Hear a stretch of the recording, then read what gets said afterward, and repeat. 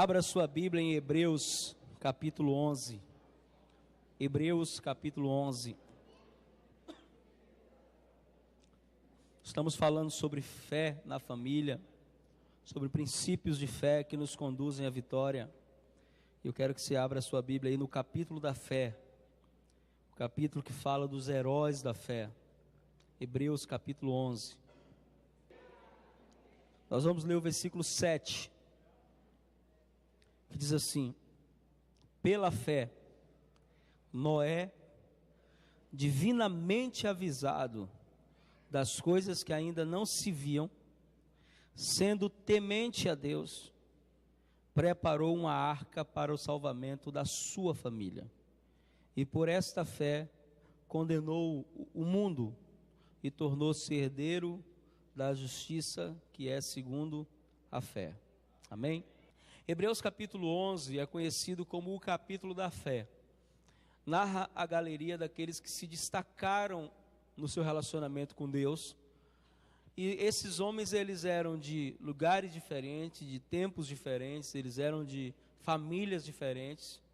Mas houve uma coisa que foi comum na vida de todos eles, que fez com que eles se destacassem e chegassem a ser citados pelo escritor de Hebreus, que não sabemos quem é, como heróis, como homens que desafiaram tudo ao seu redor, acreditando unicamente em uma palavra de Deus.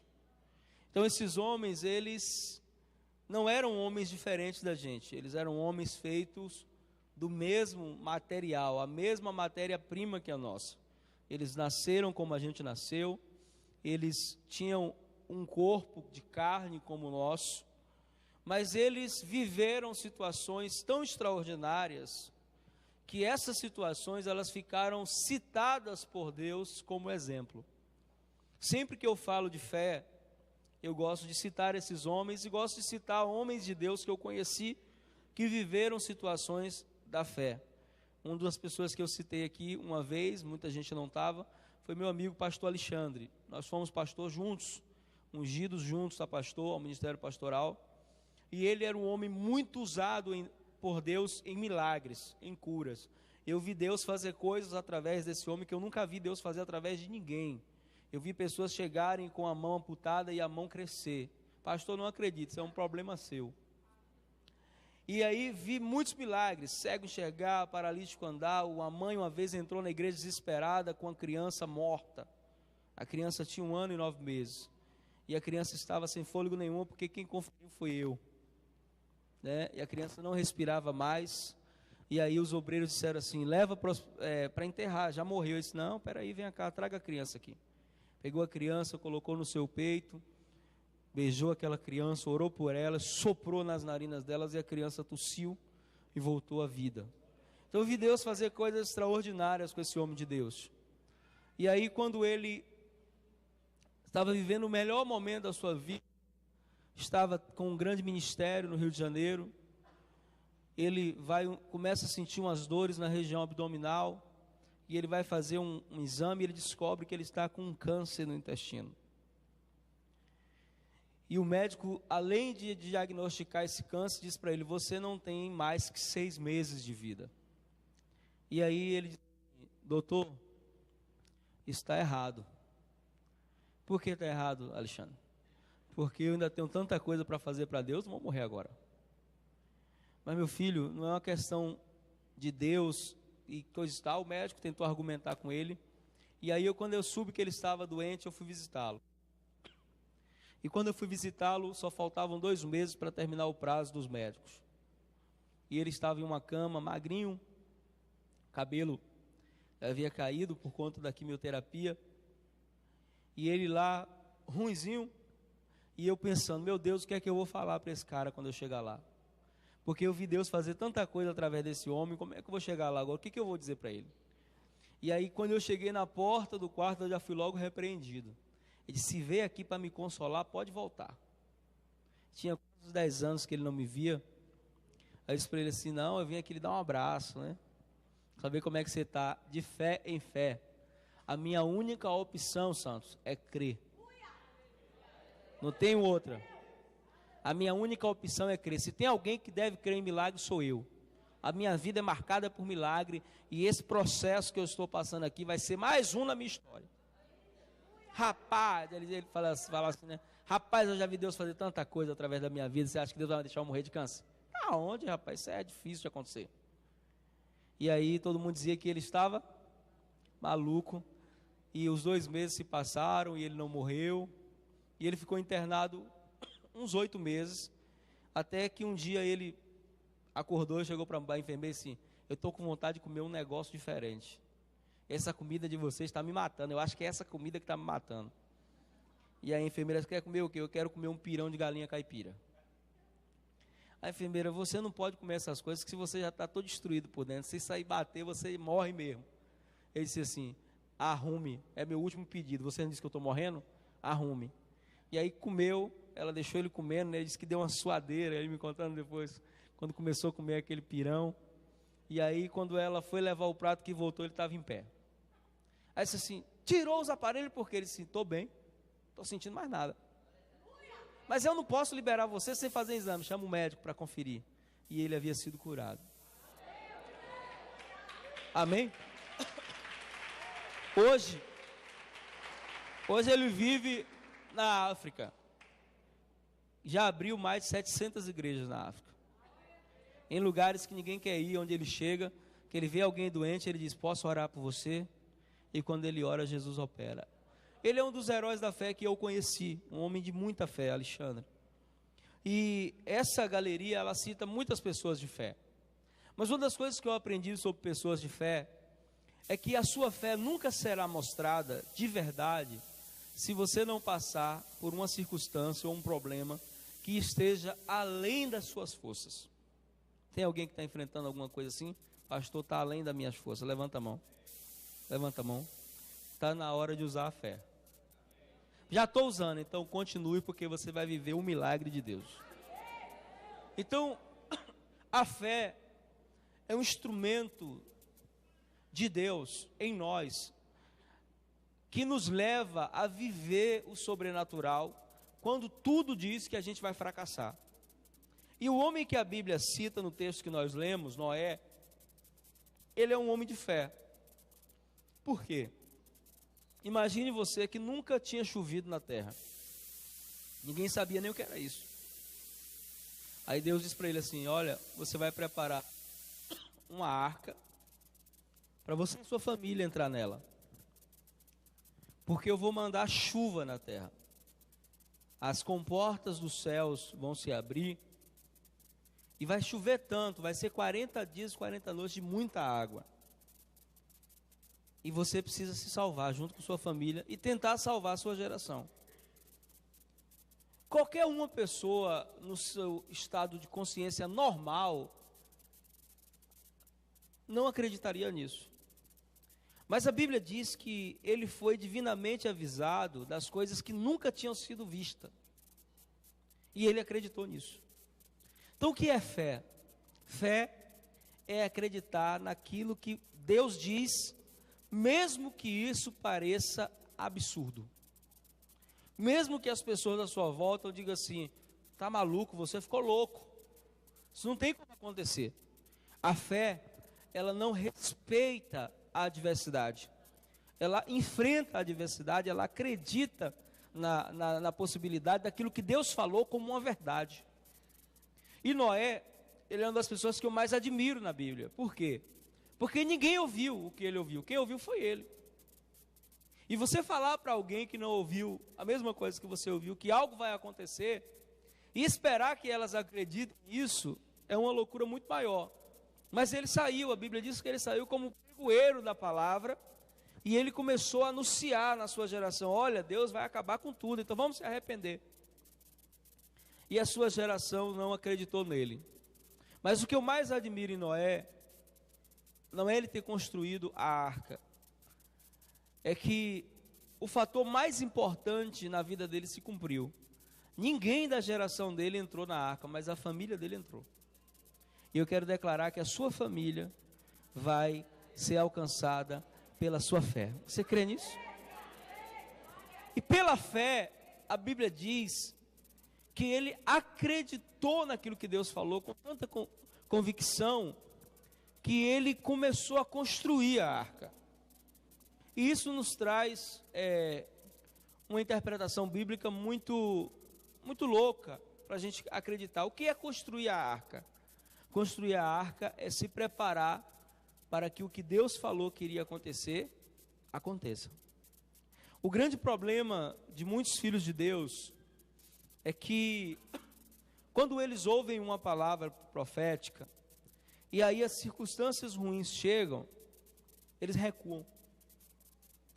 E a palavra profética, quando ela chega até nós, quando nós recebemos uma palavra de Deus, nós temos que guardar essa palavra no nosso coração com tanta convicção, porque nós vamos precisar lembrar dela no momento que a adversidade chegue. E não só lembrar, nós precisamos chamar a existência. Romanos capítulo 4, versículo 17, vai dizer que Deus é aquele que chama as coisas que não são, como se elas já existissem. Isso é a linguagem da fé. Eu falei aqui outro culto pregando que fé é pensar com a mente de Deus. Fé é você acreditar no que Deus falou, mesmo quando o natural mostra que é improvável. E essa expressão de fé, ela é primeiro plantada no nosso coração pela palavra. Por isso você precisa se expor à palavra, amém? Você precisa se encher da palavra, porque a Bíblia diz que a boca fala do que o coração está cheio. Se o seu coração estiver cheio de dúvida, na hora que a luta vier, na hora que o problema vier, você vai duvidar.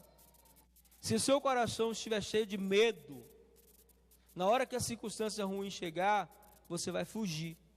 Se o seu coração estiver cheio de incredulidade, mesmo diante das possibilidades de milagre, você só vai enxergar o problema. Por isso que a fé, ela precisa ser alimentada. Romanos 10, 17 diz que a fé, ela vem pelo ouvir. E o ouvir o quê? A palavra. Não ouvir aquilo que fulano está falando, que o vizinho está falando, que os jornais estão falando, que a televisão está falando. Você tem que ouvir o que a palavra diz a seu respeito. Quando você se apega dessa forma à palavra, não significa que você não vai passar por problemas. Pelo contrário, vou falar algo agora que vai assustar muita gente. Mas é uma verdade espiritual. Quanto mais fé você tiver, mais problemas você vai enfrentar. Mas sabe o que é bom nisso tudo? É que quanto mais problema eu tenho, mais vitória eu tenho. Quanto mais as portas se fecham, eu vejo Deus fazer algo extraordinário. E nós queremos viver aquém dessa realidade. Nós queremos dizer assim, não, eu quero viver a minha vida tranquila, eu quero viver a minha vida sossegada, eu quero viver a minha vida de boa, certo? Todo mundo deseja isso. Mas antes da paz chegar, vem a guerra antes. E muitas pessoas não conseguem viver na paz, porque na hora da guerra, elas fogem, elas vão embora. Elas desistem, elas abandonam, elas não perseveram. E a perseverança é um dos maiores sinais de fé.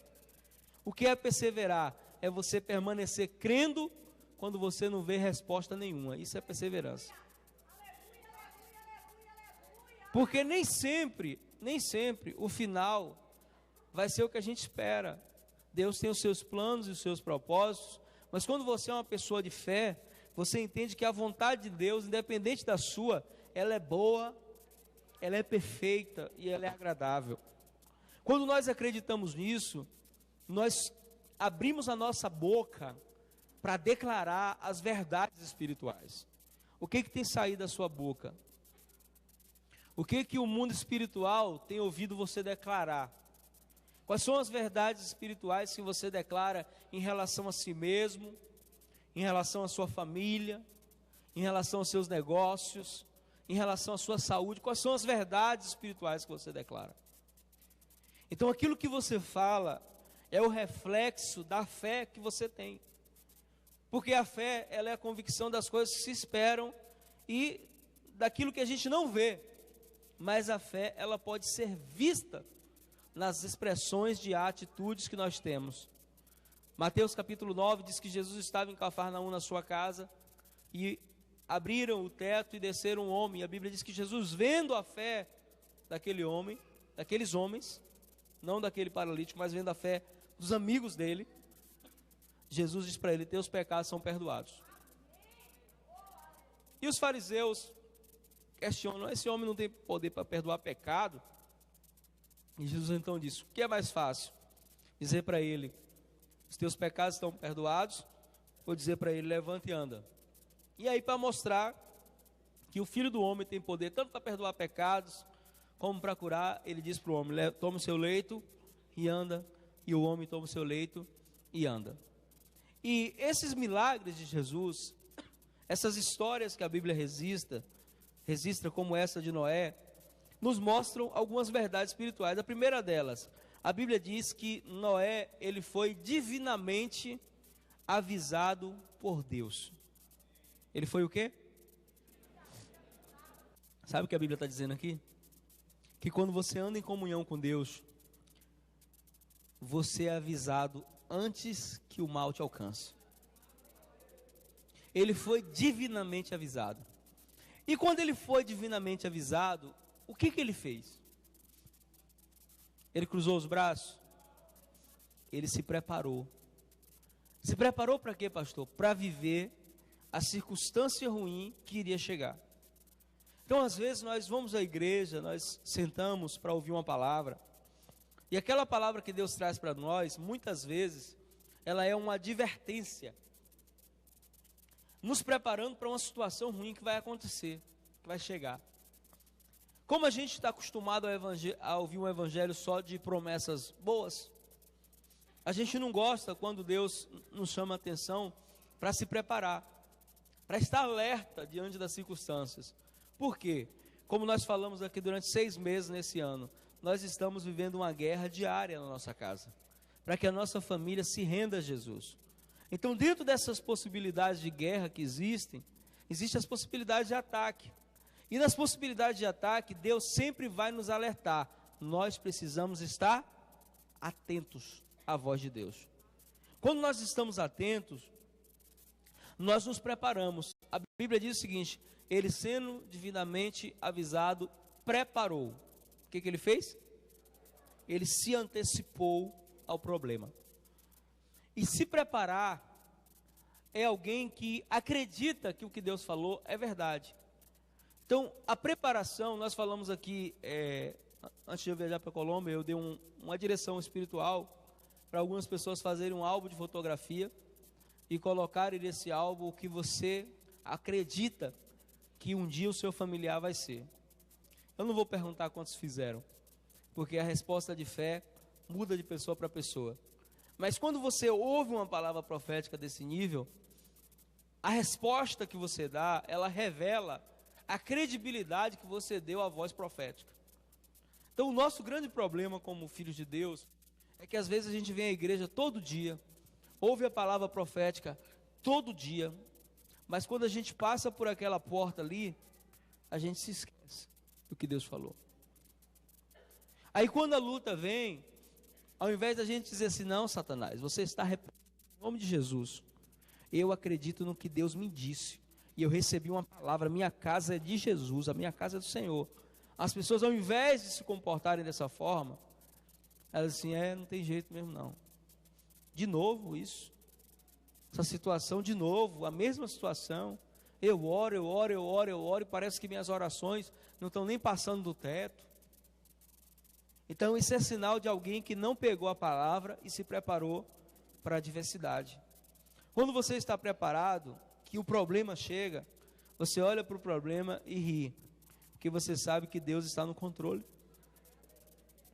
Mas quando você não tem certeza de que Deus está no controle, você se desespera. E o desespero, ele abre portas para confusão, para discussão, para agressão verbal, para ofensa. O desespero, ele abre porta para a gente liberar decretos contra nossas próprias vidas. é Deus, todo mundo tem, eu não tenho, todo mundo vive, eu não vivo. Isso é o relato de uma pessoa desesperada. Mas uma pessoa de fé, quando ela ouve a palavra de Deus, que ela chega na sua casa, ou que ela, durante a semana, depois de ouvir a palavra, ela enfrenta uma adversidade, ela fica firme. Jesus falou isso. Mateus capítulo 7, versículo 24, o Senhor Jesus, ele diz: aquele que ouve a minha palavra e pratica, ele é semelhante ao homem que edificou a sua casa, aonde? Na rocha. Aquele que ouve a minha palavra e não pratica, ele é semelhante ao homem que edificou a sua casa sobre a areia. Agora preste atenção no relato bíblico. A Bíblia diz que sobre o que edificou a casa na rocha e sobre o que edificou a casa na areia, vieram os mesmos problemas. Sopraram os ventos, vieram as tempestades, os rios bateram contra aquelas duas casas. Então o que a Bíblia mostra ali? Que tanto quem ouve a palavra e pratica vai passar por problema, como quem ouve a palavra e não pratica também vai passar. O resultado depende de uma única coisa aí: pratico ou não pratico a palavra? Se pratico a palavra, vou passar por problemas, está escrito. Vai vir os rios, vai bater os ventos, vai vir contra a minha vida. Mas quando tudo passar, eu vou estar firme. Em nome de Jesus. É simples. Se eu não pratico, os problemas vão vir. E quando os problemas vierem, eu vou cair. Às vezes não é cair em pecado, às vezes é cair na fé mesmo. Pessoas que começam a ficar desanimadas. O desânimo é uma arma letal de Satanás. Quando você conversa com alguém que está desanimado, essa pessoa ela não consegue enxergar as possibilidades de milagre. Ela não consegue enxergar. Porque ela está desanimada, ela perdeu o ânimo. Quando Deus se revela a Josué, Deus se revela e diz assim: Josué, tenha bom ânimo, eu sou contigo. Então esse ter bom ânimo é olhar não para a minha circunstância, não para aquilo que eu estou vivendo, mas é olhar para o que Deus falou. E aí eu quero que você abra a sua Bíblia aí em Jeremias capítulo 1, versículo 12. Abre aí. Jeremias capítulo 1, versículo 12. Deixa esse versículo marcado aí na sua Bíblia. Quem encontrou, diga amém. Aqui é Deus falando. E olha o que ele diz: viste bem, porque eu velo pela minha palavra. Para quê? Para cumprir. Amém? Agora vá para Isaías, livro do profeta Isaías, capítulo 60. Essa é a expressão de quem ouve uma palavra profética. Versículo 1. Levanta-te, resplandece, porque é chegada a tua luz, e a glória do Senhor já vai nascendo. Você crê nisso? Que essa é uma palavra de Deus para você nessa noite? Agora volta um pouquinho aí em Isaías, capítulo 55, versículo 10. Nós vamos ler a partir do versículo 8, para ficar melhor. Isaías 55, 8. Quem encontrou, diga amém. Olha o que Deus diz aqui: porque os meus pensamentos não são os vossos pensamentos.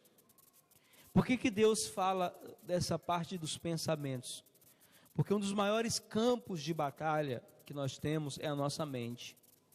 Quando nossos pensamentos estão sob ataque, e aí é muito perigoso esse momento, a gente tem que tomar cuidado com aquilo que a gente verbaliza. Porque o que é a palavra? A palavra é o pensamento expresso. Então, nos momentos de dificuldade, nos momentos de luta, Satanás ele tenta atacar a nossa mente com pensamentos errados. pensamentos de derrota, pensamentos de divórcio, pensamentos de vingança, pensamentos de separação.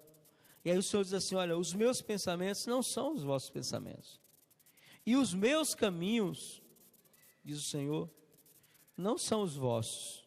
Eu gosto muito dessa expressão, os meus caminhos. Por quê? Porque a gente sempre tenta acreditar que Deus vai agir da forma que a gente está esperando. Mas você sabia que Deus sempre tem a maneira dele agir? Tem uma canção que eu gosto muito, que é uma canção de um grupo chamado Palavra Antiga,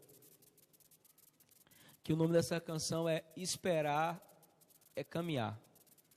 E aí ele diz na letra da canção assim: quando eu espero a chuva chegar, tu vens com a brisa.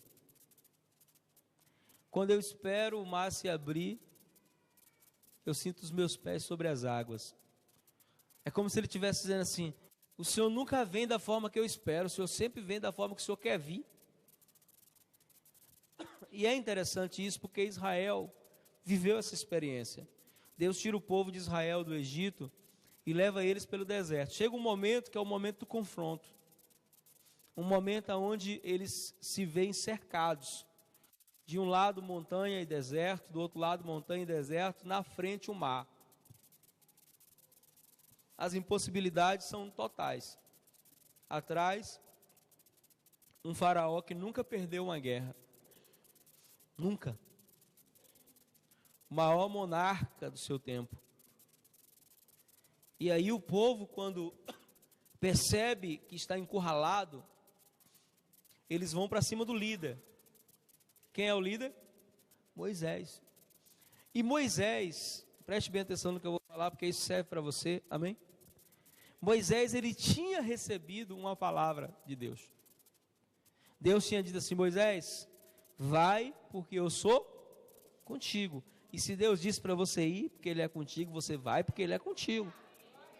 Mas na hora que o povo, porque as pessoas do seu lado, as pessoas que estão à sua volta, na hora do problema, as pessoas que não têm o mesmo nível de fé que você, elas vão tentar mostrar para você que não tem jeito. Aí o povo desesperou e correu para cima de Moisés. Moisés, e agora? Não tinha cova suficiente no Egito, não é? Vamos morrer todo mundo aqui. E Moisés, ele tinha que fazer o que agora? Ele tinha que usar a autoridade que ele tinha. Quando ele se encontrou com Deus, a Bíblia diz que Deus deu uma vara para ele, um cajado. E assim, toda vez que você for diante de Faraó, você vai com esse cajado. Esse cajado aí representa a sua autoridade. É um sinal da autoridade que eu tenho na sua vida. É um sinal físico. Já que você não acredita totalmente, Moisés, eu quero te dar um sinal físico. Quando você segurar esse cajado, você vai lembrar que você tem domínio sobre a serpente. Você tem domínio sobre o mal. Porque quando Deus diz para ele: joga aí no chão, ele joga, e o cajado vira o quê? Uma serpente. Deus diz: pega aí pelo rabo da serpente. Ele vai lá e pega, e ela volta a virar um cajado. Deus está dizendo: quando o mal vier, quando o mal te alcançar, quando você se ver numa situação de desafio, eu já te dei algo que está nas tuas mãos. É aquilo que está nas tuas mãos, Moisés, que vai trazer o milagre. O que é o nosso cajado hoje? A palavra de Deus. Deus deu para você um cajado que te faz dominar sobre a serpente. Mas o problema é que quando o mal chega, a gente faz como Moisés. Aí Moisés dobra os joelhos e vai orar. Meu Deus! Aí Deus: por que clamas a mim, Moisés? Deus dando bronca na oração. Por que você está clamando? Isso é hora de clamar? Pega o cajado que eu te dei. É como se ele estivesse pedindo para Deus uma resposta que Deus já havia dado. Isso acontece com a gente todo dia. O problema chega, a gente vai: Deus, eu preciso de uma resposta. E Deus: a resposta é a palavra profética. Abre a boca dentro da tua casa e declara que o milagre vai acontecer. A resposta é você olhar para os teus filhos que estão nas drogas e dizer assim: eu não gerei filho para o diabo. Meu ventre é ventre sarado. Senhor, eu declaro que esse menino vai ser restaurado. A resposta é você olhar para a situação que está se destruindo na sua casa e dizer: o meu lar foi chamado para viver em paz, a minha família é bendita e abençoada. Mas a gente, ao invés de liberar a palavra profética, que é a palavra de autoridade, a gente vai orar. Não estou dizendo que é errado orar, mas a gente vai orar pedindo a Deus para fazer algo que Ele disse que já fez. Mas eu não vi acontecer ainda, por isso é fé. Porque você crê mesmo sem ter acontecido. Isso é fé. Aí quando Moisés volta para o povo, e aí Moisés, qual é a solução? Dá licença aí todo mundo. Tocou o cajado lá. E o mar se abriu. Vamos, sigam, pode passar todo mundo. Os carros e os cavalos de Faraó foram afogados no mar. Faraó teve que assistir tudo. Que negócio é esse estranho? Nunca vi isso acontecer. Aí quando chega do outro lado, Miriam começa a dançar, né? Eu não gosto dessa dança de Miriam. Não gosto não. Por que não gosto? Por que ela não dançou antes do mar se abrir? Dançar depois que abriu, até eu dançava. Qualquer um dançava. Né? Já abriu mesmo? Vamos fazer festa agora. Não, tinha que fazer festa. Era antes do mar se abrir. Porque quem é da fé, dança quando está tudo fechado. Aí, o diabo começa a ficar maluco, a dar ataque de epilepsia, a ficar endemoniado, porque ele diz assim: como é que pode? Eu estou fazendo de tudo para destruir essa pessoa e ela está feliz. Estou fazendo de tudo para acabar com a vida dele e ele está fiel a Deus. Como é isso? O diabo não resiste a pessoas assim. A pessoas que transformam o mal em uma oportunidade para o milagre acontecer. Acabou tudo, está no zero. Eu creio que Deus é fiel para fazer algo grande. Eu creio. Mas pessoas assim são pessoas que são tratadas por Deus. Tratadas como, pastor? Na adversidade. Nas situações difíceis da vida. Quando eu estou fazendo aconselhamento, que alguém chega com um problema, uma das palavras que é para as pessoas me ouvem mais dizer é a seguinte: eu digo assim: fique tranquilo, já chegou aqui pessoas com situações piores que as suas. E foi resolvido. Então a sua é fichinha. Mas pastor, eu estava pensando que era um negócio de 7 cabeças, não tem nem cabeça aí. Esse negócio aí é fichinha. Mas quando acontece com a gente, é assim, né? Quando é com os outros, já viu que a gente tem uma fé para os outros? Não é assim? A gente tem uma fé para os outros, né? Não, vai que Deus tal. Aí vem e acontece com a gente. Parece que a fé some. Não, meu irmão. Você tem que ter a mesma fé. Amém? E aí Deus diz assim: olha, os meus pensamentos são mais altos. Meus caminhos não são o que você... Como é que Deus vai fazer? Olha, como Deus vai fazer, eu não sei. Eu vou crer até o fim, sei que Ele vai fazer. Amém? Por quê? Ele diz assim: porque assim, como o céu é mais alto que a terra, os meus caminhos são mais altos do que os vossos caminhos. E os meus pensamentos maiores, mais altos. E aí tem uma palavra aqui que eu gosto muito. Diz assim: assim como a chuva e a neve descem dos céus e depois voltam para lá, mas elas vêm com um propósito. Ele diz que a nuvem e a chuva vêm com o propósito de regar a terra. Eu quero que você entenda aqui que a nuvem e a chuva é a palavra de Deus, amém? Quando a palavra de Deus, ela vem até você, ela vem para regar seu coração. Vem para preparar seu coração e faz produzir e brotar para que dê semente ao semeador e pão ao que come. Aí o Senhor diz: assim será a palavra que sair da minha boca. Ela não voltará para mim vazia. Antes fará o que me apraz e prosperará naquilo para qual eu a enviei. E Deus essa noite está enviando uma palavra de salvação para a sua casa. Está enviando uma palavra de redenção para a sua família. E essa palavra não vai voltar vazia. Mas essa palavra é o cajado que Deus está dando na tua mão. Para quando a luta chegar, você dizer: não, diabo, nem vem. Eu tenho uma palavra de Deus sobre a minha casa. Amém? E aí, para a gente encerrar e orar, Jeremias 29:11 diz assim: eu sei os planos que eu estou projetando para vocês. Eu gosto muito dessa ideia de Deus trabalhando a nosso favor. Como Deus é um Deus de surpresas. E eu quero declarar que ainda esse ano 2015 você vai ter muita surpresa de Deus. Amém? Quem gosta de surpresa aqui? Então se prepare, porque você vai ter muita surpresa. Amém? Deus é um Deus de surpresas. Eu gosto dessa ideia de Deus, quando Deus diz assim, eu estou projetando, quando Deus diz eu estou trabalhando. Eu me recordo de quando Abraão estava subindo com seu filho Isaque. Quando Abraão estava subindo com seu filho Isaque, o coração dele estava angustiado. Ele não falou nem para a mãe, para Sara, o que iria fazer com o menino, porque coração de mãe você já sabe como é, né? Ia ser um desespero naquela casa. Então ele pega o menino na madruga. Sara, vai para onde, Abraão, essa hora? Vou sacrificar. Era costume, então ela não estranha. Mas quando eles estão indo ali juntos, trilhando, subindo por um lado da montanha, eles estão subindo por um lado da montanha, pelo outro lado da montanha, não sei se tinha alguém apacentando o rebanho, não sei se tinha alguém com o rebanho ali por perto, mas do outro lado da montanha, já tinha um cordeirinho se perdendo. Quem fez ele se perder? Deus. Se perdeu e foi guiado por Deus até o topo.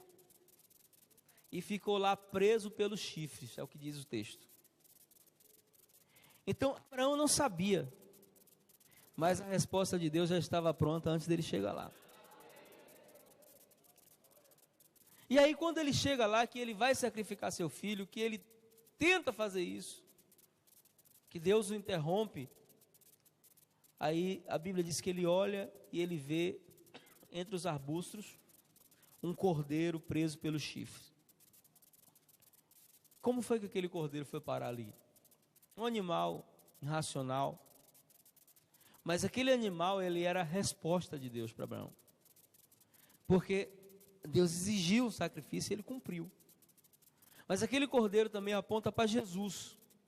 Porque um dia quem tinha que morrer era eu. Quem tinha que morrer era você. E Deus, a Bíblia diz que Deus imolou o seu filho antes da fundação do mundo. Então Deus não perde para o diabo em nada, irmão. E a sua casa, ela está na mira de Deus. Ele está lá. Não importa o que você está passando, Ele está lá. Mas a grande questão não é se Deus está ou não está. A grande questão é como eu me comporto diante disso. Quando Noé começou a construir a arca, eu imagino que até a família dele disse assim, está maluco, pirou.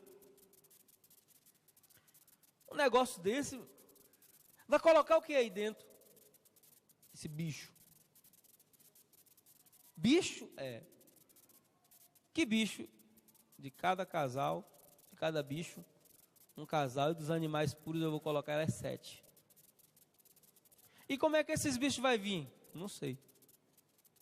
Mas Deus disse que vai vir. Já imaginou que maluquice esse negócio desse? E Deus traz os animais, assim como levou o cordeirinho lá para o monte, para o Moriá. Deus traz os animais e eles entram na arca. E Noé entra junto com sua família. Uma atitude de obediência. Não sei se entraram por medo ou se porque creram de fato nele. Mas sabe o que tem mais interessante nesse texto primeiro que a gente leu para encerrar? A Bíblia diz que não foi Deus que condenou a geração de Noé. O texto que nós lemos, aí eu quero voltar para o nosso texto inicial, Hebreus 11, 7. Volta aí um pouquinho, para a gente encerrar.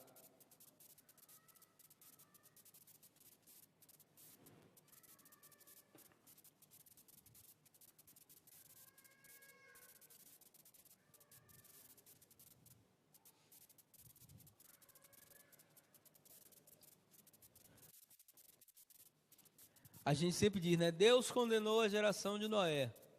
Mas aqui está dizendo outra coisa. Aqui no versículo 7 diz assim: e pela fé, Noé, divinamente avisado das coisas que ainda não se viam, sendo temente a Deus, preparou uma arca para a salvação da sua. Aqui diz que ele preparou a arca para salvar a humanidade ou para salvar a família dele? Isso é muito, muito interessante pensar. Quem quisesse vir, viria, mas o propósito principal dele era salvar a humanidade ou a família? A família. E pela fé, quem condenou o mundo? Ele. Pela fé, condenou o mundo. Como é que ele condenou? Deixa eu dar um exemplo. Vamos dizer que isso aqui fosse uma sala de aula e eu fosse o professor e vocês fossem os alunos. E eu passasse uma prova para vocês, muito difícil. E 99% das pessoas fossem reprovadas. Mas uma pessoa só da sala que tivesse tirado nota máxima. Vocês poderiam chegar para mim e dizer que eu sou injusto passando essa prova? Não. Ninguém tem condições de passar. Não, tem aqui, ó, fulano passou. Quem condenou a sala? Foi o professor ou o aluno que passou? O aluno. Porque ele está dizendo o seguinte: se eu passei, vocês também poderiam passar. Não foi a ira de Deus, foi a justiça de Noé. A Bíblia diz que ele era um homem justo. E a sua justiça foi uma baliza para Deus dizer assim: olha, se vocês quisessem, vocês também poderiam. Mas sabe, esse texto ele fala de duas coisas. Ele fala de salvação, mas ele fala também de condenação. E aí é a parte que a gente não quer saber. Mas deixa eu falar uma coisa para você. A sua vida inteira você vai orar para Deus salvar a sua casa, amém? Amém ou não amém? Agora, a salvação pode acontecer para aqueles que vão se arrepender. Mas os que não vão se arrepender, infelizmente, o que vai acontecer é o quê? Condenação. E o fator principal ali vai ser eu e você. As pessoas que se colocaram diante de Deus numa postura de justiça. Então, nessa noite eu quero encerrar dizendo para você que o que você está passando na sua família, as lutas que você tem enfrentado, as guerras, os ataques, não é para te matar. Deus está querendo despertar a tua fé. Para quê, pastor? Para você viver algo extraordinário. E o que você vai viver vai ser tão grande, que vai se tornar testemunho para transformar outras pessoas. Você vai encontrar pessoas no seu caminho com os mesmos problemas que os seus. Mas só que vai ter uma diferença. Deus já vai ter resolvido tua causa. Deus já vai ter feito um milagre na tua vida. Você vai dizer assim: ei, acredite, Deus pode fazer. Por quê? Porque aquilo que a gente vive na nossa vida de fé, não é para nos destruir, é para a nossa fé amadurecer. E Deus vai amadurecer a tua fé. Amém? Que você tire lições dos problemas, das situações que você está passando, mas a lição principal é: não abra a boca para liberar nenhuma palavra que seja contrária àquilo que Deus falou a seu respeito. O que Deus diz para a minha casa? O que Deus diz para a sua casa? É simples: crê no Senhor Jesus e será salvo tu e a tua casa. O que Deus diz de bênção para nós? Ele diz: bendito o Deus e Pai de nosso Senhor Jesus Cristo, que já nos abençoou com todas as sortes de bênção. O que Deus diz sobre a enfermidade na tua casa? Ele diz que pelas pisaduras de Cristo você está sarado. O que Deus diz sobre a prosperidade na tua casa? Diz que o nosso Deus, segundo as suas riquezas em glória, suprirá todas as nossas necessidades. Então é essas palavras que vão sair da nossa boca. Não é a palavra de derrota, não é a palavra de medo, não é a palavra de morte, não. A palavra que vai sair da nossa boca é a palavra que chama à existência aquilo que Deus diz. Amém? Quando o ataque vier, você vai entrar no seu quarto, no banheiro, em algum lugar, você vai fechar os seus olhos e dizer: Satanás, aqui nessa casa a palavra de Deus está plantada. E eu proíbo que você traga qualquer morte, qualquer situação que não seja aquela que Deus estabeleceu. Quando você se postura assim, você vai ser um Noé na sua geração. E Deus quer levantar pessoas assim, amém? Estamos preparando o caminho para que aqueles que estão na nossa casa se rendam ao Senhor. Eu quero declarar que você vai viver esse milagre na sua casa, amém? Sai do seu lugar, vem aqui na frente que eu quero orar por você.